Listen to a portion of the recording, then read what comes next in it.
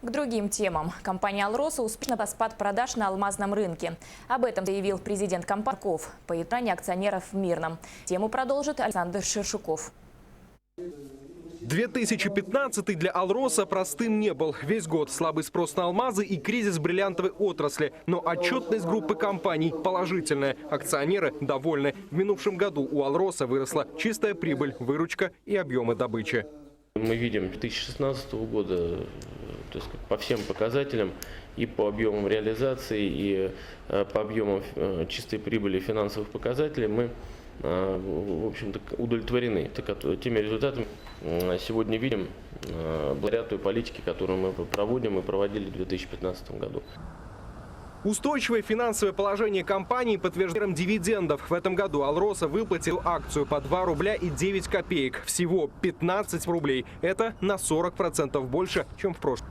Выплат таких дивидендов компании, собственно, по плечу, и она их, скажем так, с удовольствием платит. Потому что понимает, что акционеры именно этого и ждут от компании – высоких дивидендов. Развитие «Алроса» привлекает повышенный интерес международных инвесторов. Но, несмотря на это, государство сохранит контроль над компанией. Ведь «Алроса» остается бюджетообразующим предприятием для публики. По итогам года уровни бюджетов 39,5 миллиардов.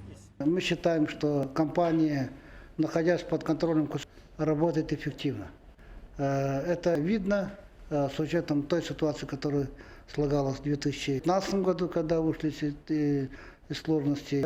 Мы видели еще в кризисе 2009 года, и мы склонны к тому, что все-таки приватизация ради должна происходить, а с учетом интересов и самого государства.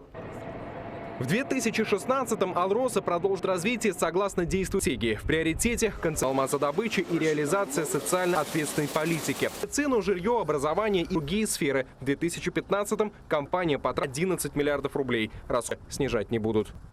Социальной сферы, вы видите, достраивается университет. Вы видите, сейчас продолжается программа ветхого жилья и строительство новых, которое идет также в рамках нашего сотрудничества в этом направлении. То есть все эти программы не заброшены, все они идут. В следующем году много юбилейных дат. К этим юбилейным датам тоже масса мероприятий, связанных с улучшением условий жизни наших сотрудников и жителей наших.